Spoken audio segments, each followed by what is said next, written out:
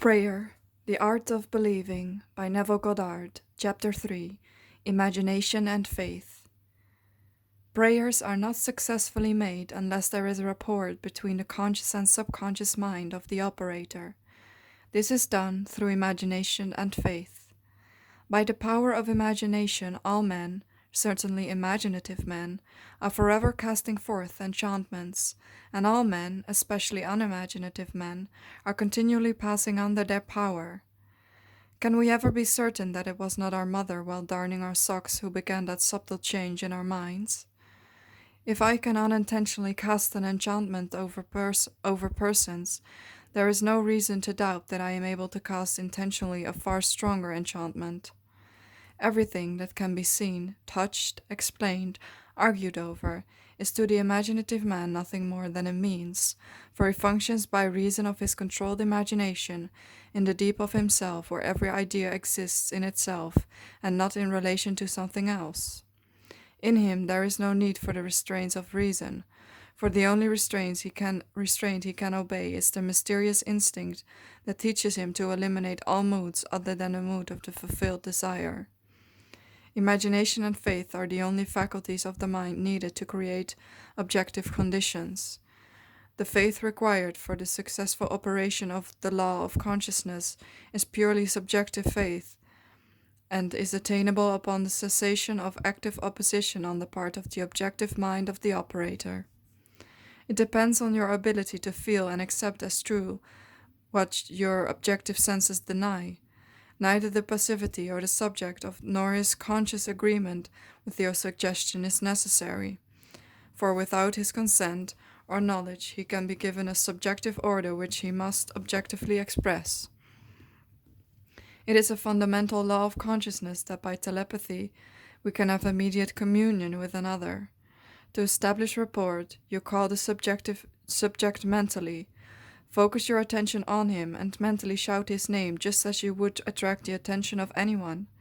Imagine that he answered, and mentally hear his voice. Represent him to yourself inwardly, in the state you want him to obtain. Then imagine that he is telling you in the tones of ordinary conversation what you want to hear. Mentally answer him. Tell him of your joy in witnessing his good fortune. Having mentally heard with all the distinctness of reality that which you wanted to hear, and having thrilled to the news heard, return to your objective consciousness. Your subjective conversation must awaken what it affirmed. Thou shalt decree a thing, and it shall be established unto thee.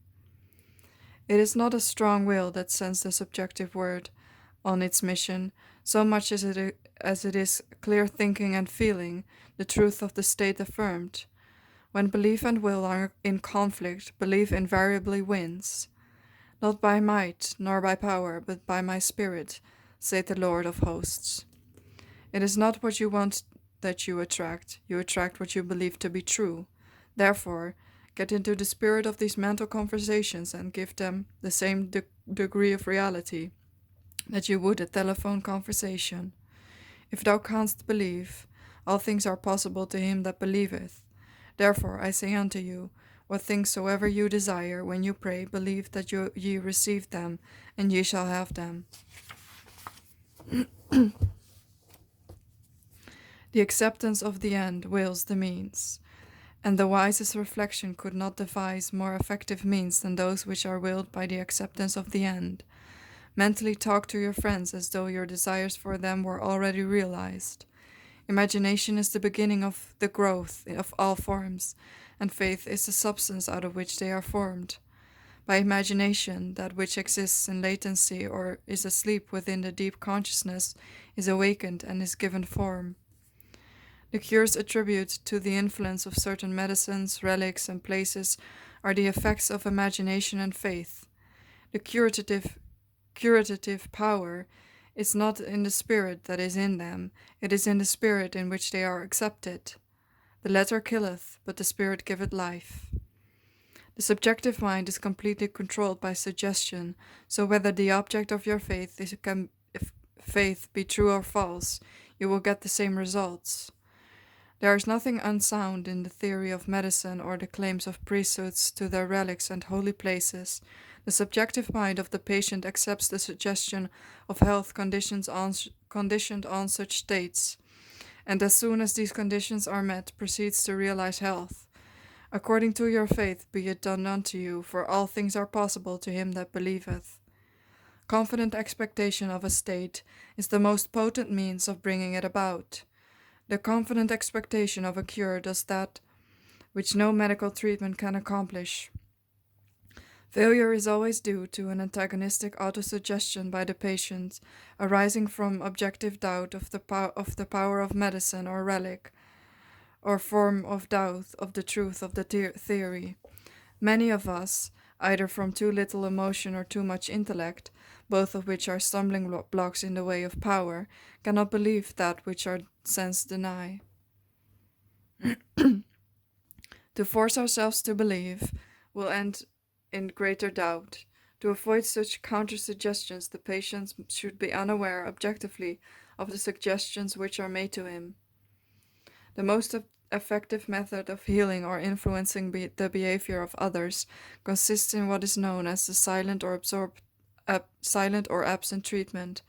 When the subject is unaware, objectively, of the suggestion given him, there is no possibility of him setting up an antagonistic belief. It is not necessary that the patient know, objectively, that anything is being done for him. From what is known of the subjective and objective process of reasoning, it is better that he should not know, objectively, of that which is being done for him. The more completely the objective mind is kept in ignorance of the suggestion, the better will the subjective mind perform its functions.